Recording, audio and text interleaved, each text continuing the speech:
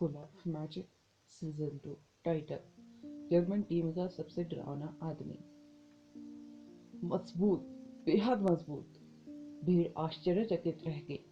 Sky lightning clause और तानाशाह call ने मंच को तबाह कर दिया था। जर्मन टीम, जो अभी कुछ समय पहले ही बढ़त हासिल करती दिख रही थी, विनाशकारी दौरे को झेलने के बाद अपनी दबंग छवि पूरी तरह से खो चुकी थी। वे सभी बुरी हालात में थे और उनके जादुई इक्विपमेंट्स भी नष्ट हो गए थे। आदर्श के स्पिलो ने न केवल उसके लक्ष्य की रक्षा को भेदा, बल्कि उनके स्पिलो द्वारा एक ही बार में जितने लक्ष्यों पर अटैक किया गया वह भी चौंकाने वाला था।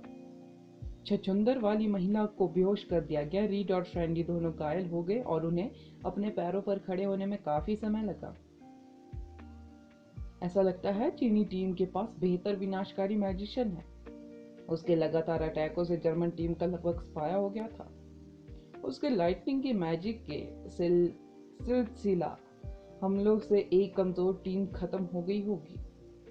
हाँ, उनके लाइटनिंग स्पिलो के सामने उनकी रक्षा पूरी तरह से बेकार है।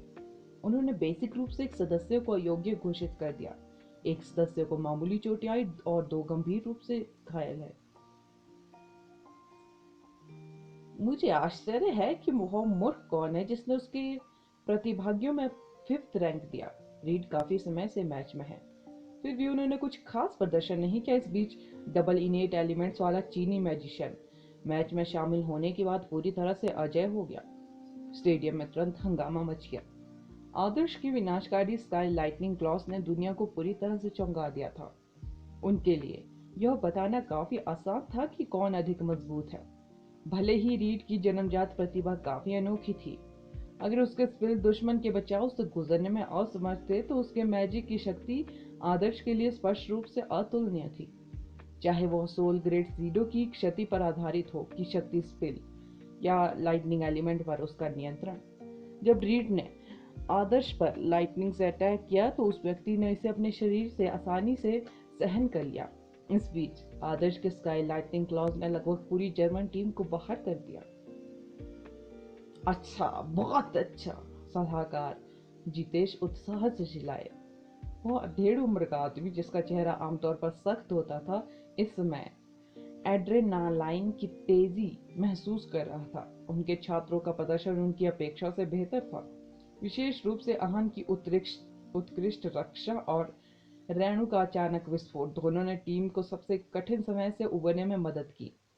जब आदर्श अंततः मैच में शामिल हुआ तो उन्होंने तुरंत विरोधी टीम को एक गंभीर झटका दिया। आदर्श ने उन्हें निराश नहीं किया। आदर्श द्वारा अपने स्काई लाइटनिंग क्लॉ से अटैक करने के बाद जर्मन टीम मैच हारने की कगार पर थी।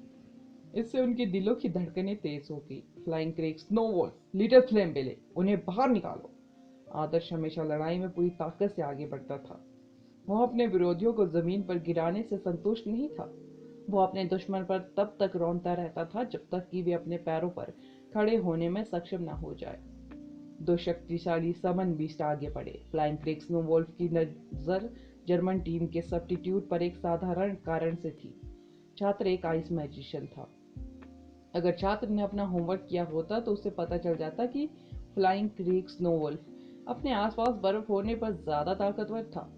फ्लाइंग क्रेक स्नोवॉल्फ की असली ताकत ग्रे नाइट इंफीरियर ड्रैगन से आसानी से ज्यादा थी। वह एक औसत कमांडर लेवल के प्राणी जितना ही ताकतवर था, इसलिए यह बेहतर था कि छात्र अपने आइस मैजिक का इस्तेमाल न करे। हालांकि अगर वह एक तरह से बदकिस्मत था कि उसे वह सब कुछ नहीं पता चला जो खजाने की खोज के दौरान हुआ था, वह जल्द ही खुद को एक बड़े आश्चर्य में पाएगा। दूसरी ओर लिटिल फ्लेम बेले ने घायल रीड को अपने प्रतिद्वंदी के रूप में चुना था। वह विपत्ति की आग उगलती रही और जल्द ही ना बुझने वाली लपटों ने उस क्षेत्र को घेर लिया। रीड पूरी तरह से क्रोधित था। दो विनाशकारी मैजिशियनों के बीच हुए संघर्ष में उसके प्रतिद्वंदी ने उसे पहले ही कुचल दिया था और अब उसे एक छोटे प्राणी द्वारा अपमानित किया जा रहा था। लिटिल फ्लेम बेले अविश्वसनीय रूप से मजबूत थी। कॉन्ट्रैक्ट बीस्ट अपनी पकड़ बनाए रखने में सक्षम थी, भले ही वह रीड जैसे दो सोल ग्रेड सीडो के साथ एक मैजिशियन के खिलाफ जा रही थी। जर्मन टीम के कैप्टन जॉनसन के चेहरे पर उदासी छाई हुई थी। उन्हें इस बात का बेहद अफसोस था कि जब आदर्श पहली बार मैच में शामिल हुआ था तो टीम उसे बाहर निकालने में विफल रही थी। जिससे अंततः टीम को इतनी मुश्किल स्थिति में डाल दिया था।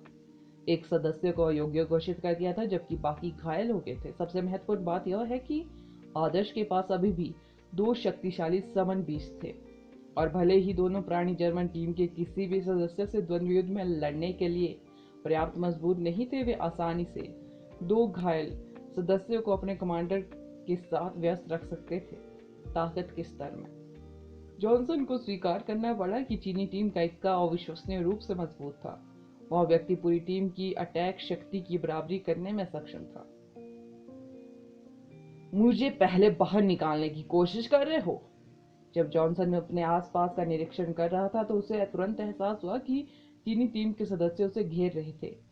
जॉनसन बेहद बुरी स्थिति में था। इसकी संभावना नहीं थी कि उसके साथी उसका समर्थन कर सके। अंतरिक्ष कैद करना। वेद ने अपनी इच्छा शक्ति का इस्तेमाल करते हुए 6 चेहरों से बनी एक जगह बनाई और जॉनसन को उसमें फंसा दिया। फ्लाइंग शैडो डालने से पहले जॉनसन फंस गया था। जॉनसन जानता था कि उसके भागने का कोई मौका नहीं है। वह बस सीमित स्थान पर खड़ा रहा और सीधे वेद और जियांग का सामना किया। रुद्री द्वारा इलाज किए जाने के बाद जियांग अंततः ठीक हो गया था। वेद और वह दोनों एक ही बार में बाहर चले गए। जर्मन टीम के एक महत्वपूर्ण सदस्य को उस बड़े लाभ से बाहर निकालने की कोशिश कर रहे थे जो आदर्श ने टीम के लिए सुरक्षित किया था। सच्चाई यह थी कि वेद की राय में जर्मन टीम में जिस सबसे पेचीदा व्यक्ति से निपटना जरूरी नहीं था कि वह उनका डिफेंस मैजिशियन रीड ही था।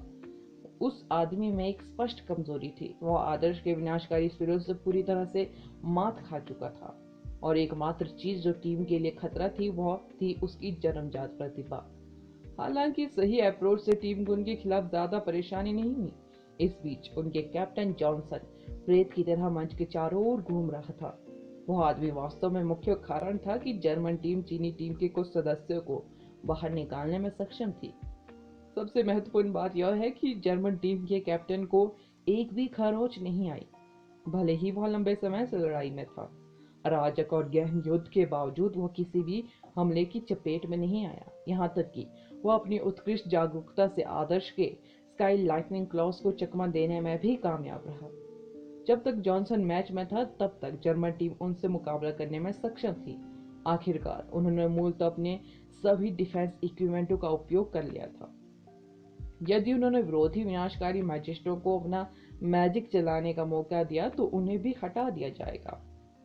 जॉनसन ही वह व्यक्ति थे जिन्होंने रीड के लिए अवसर पैदा किए। यदि वे जॉनसन को दूर रखने में कामयाब रहे तो यह रीड की कमजोरियों को बढ़ा देगा। कैप्टन, यह आदमी बेहद ताकतवर है, अलर्ट रहे।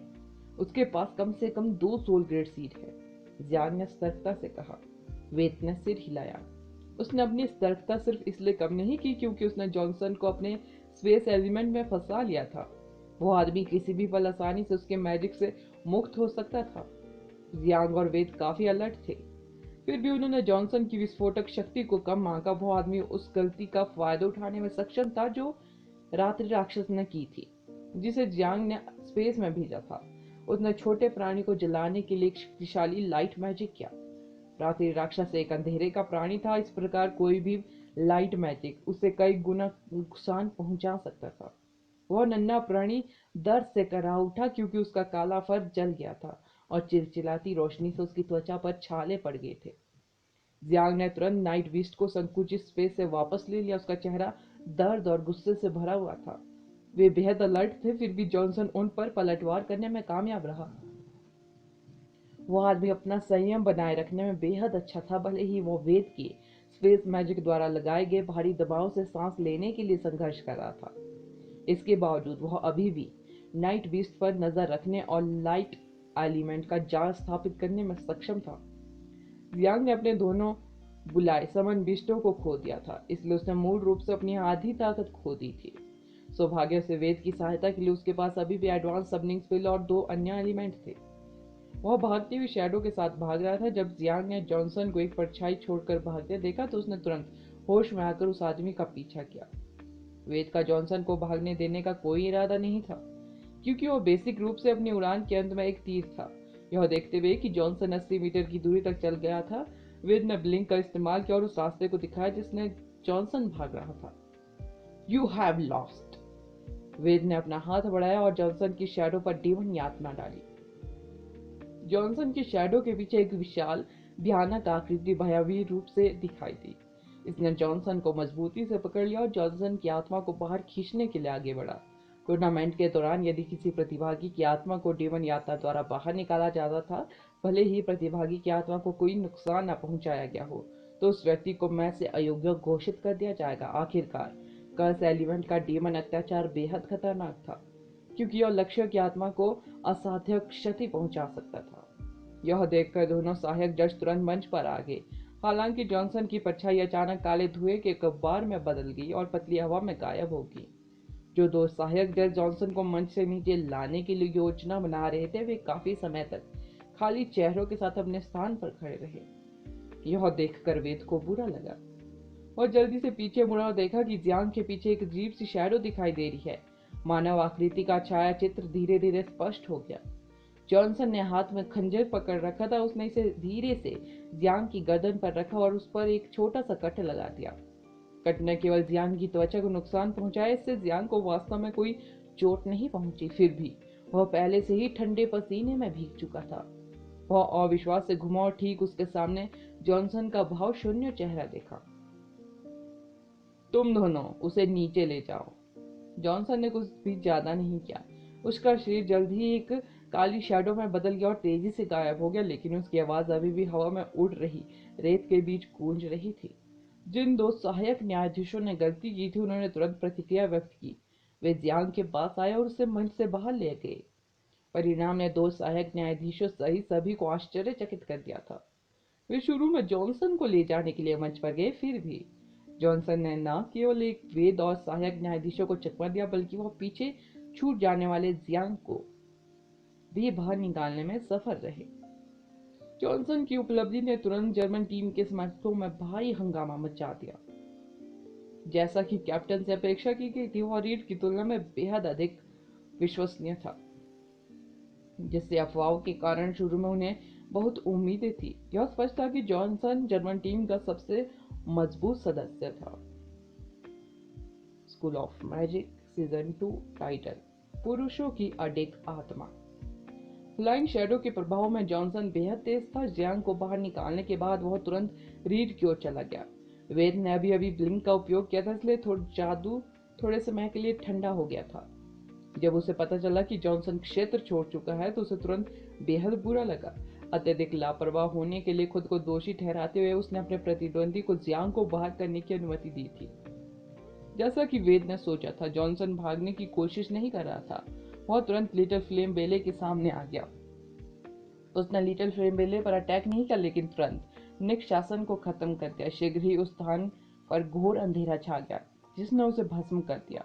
छोटी फ्लेम बेले ने अपनी लपटों से अंधेरे और अधिक फैलने से रोकने की कोशिश की, लेकिन जल्द ही वह कुछ ज्यादातर कांटों से टकरा गई, जिससे वह आश्चर्यचकित हो गई।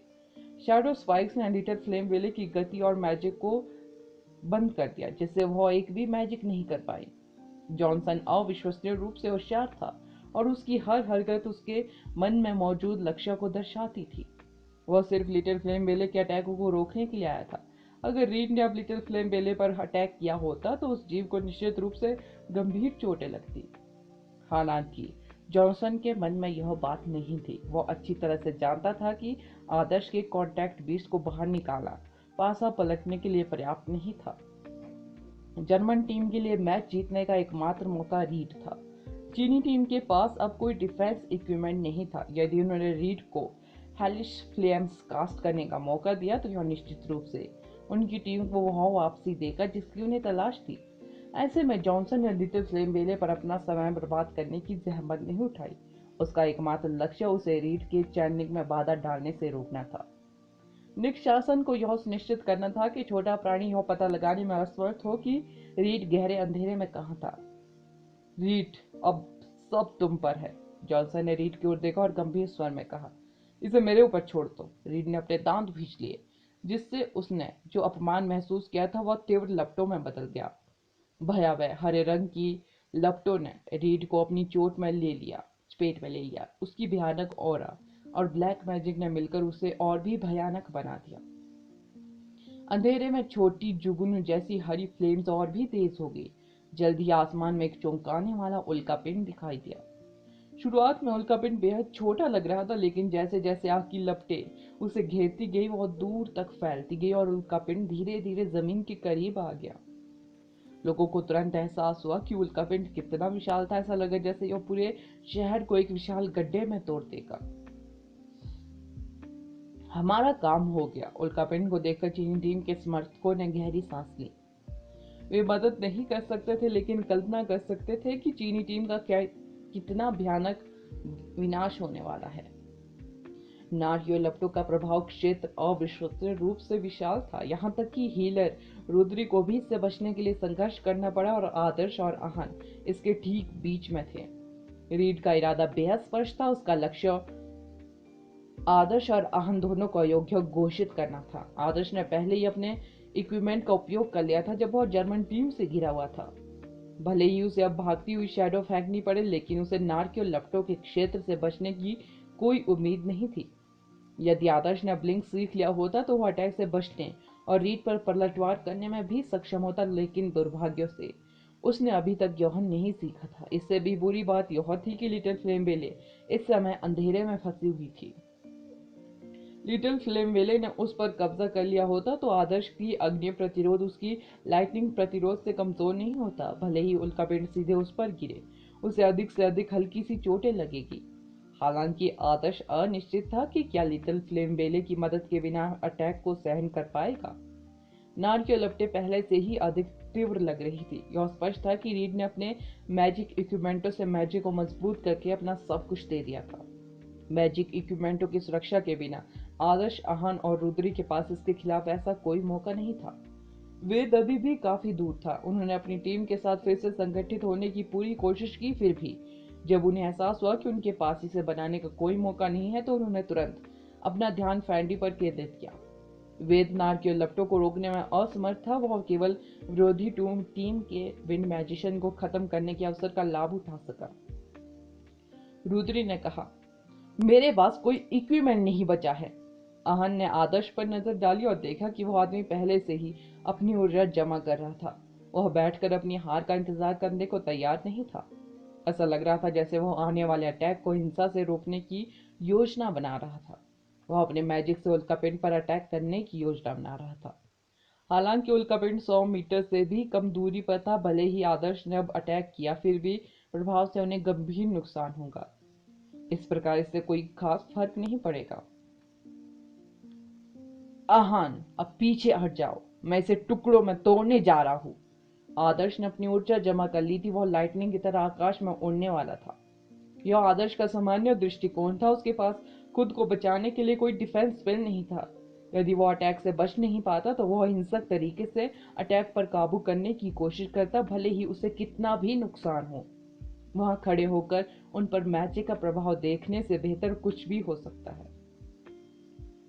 पीछे हटो। अगर तुम्हें मुझ पर भरोसा है तो बस उन 2 जर्मनों पर अपना अटैक करो। आहन का भागने का कोई इरादा नहीं था। उसने आसमान से तेजी से आ रहे हरे उल्कापिंड को घूरकर देखा और मर्दाना आवाज में कहा, धिक्कार है, मैं आहन के साथ, मैं तुम्हारे लिए हिट लेने के लिए अनुमति कैसे दे सकता हूँ। अगर आग की एक भी किरण तुम्हारे सिर पर गिरी तो मेरा उपनाम शिखावत नहीं रहेगा। आदर्श ने कहा, आपके पास कोई मैजिक इक्विपमेंट नहीं बचा है।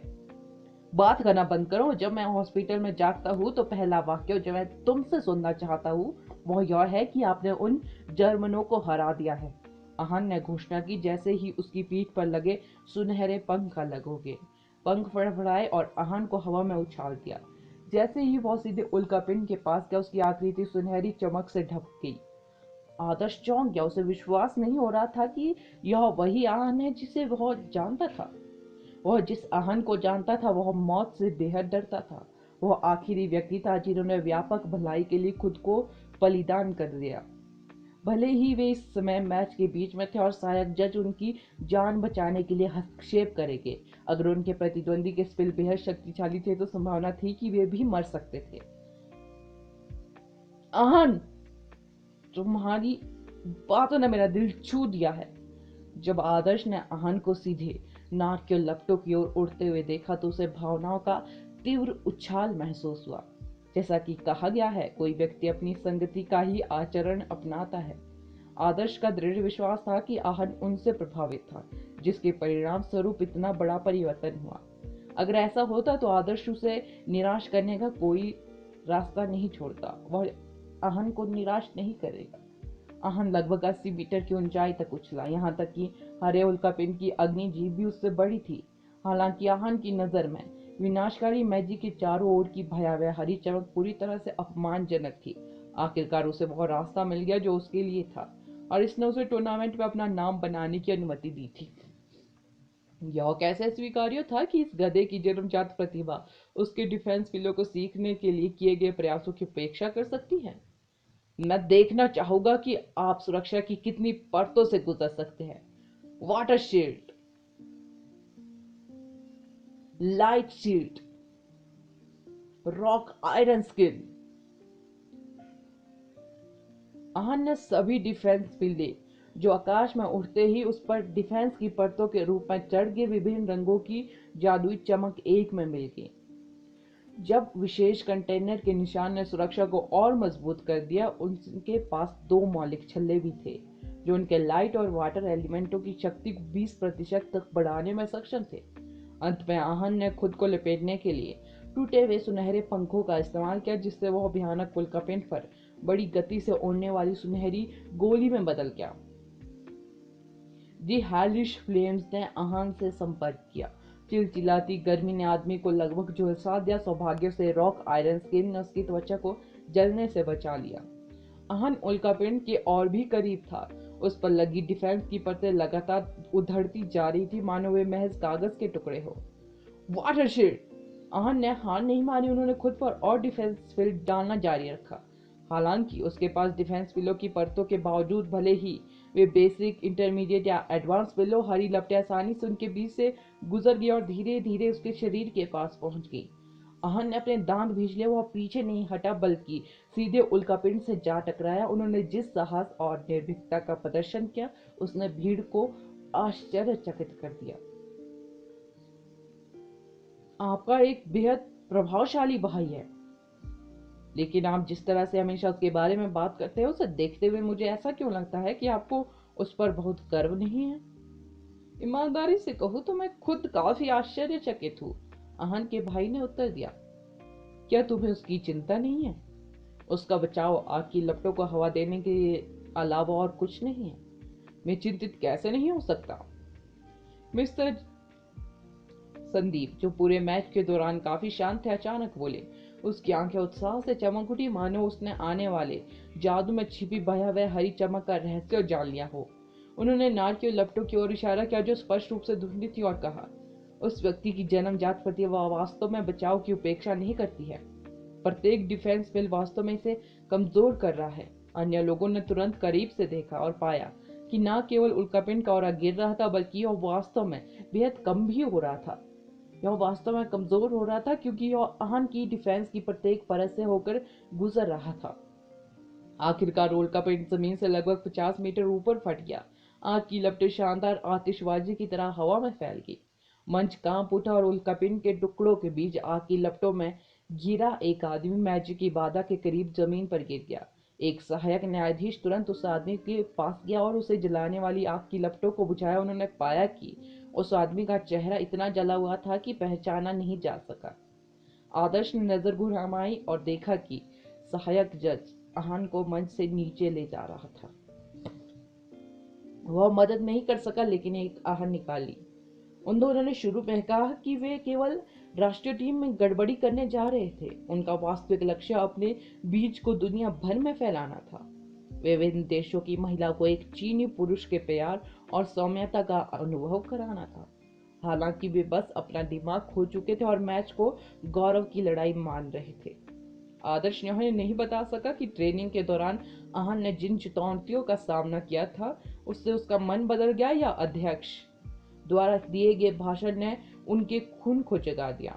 किसी भी तरह इस तरह की लड़ाई में लड़ना वास्तव में विभिन्न देशों की महिलाओं के साथ अपने प्यार को साझा करने से कहीं अधिक सुखद लगा। आखिरकार वे बेसिक रूप से दुनिया में के सबसे कुछ देशों के खिलाफ जा रहे थे, सबसे मजबूत कुछ देशों के खिलाफ जा रहे थे। अगला एपिसोड जानने के लिए बने रहे मेरे इस चैनल के साथ। Thank you.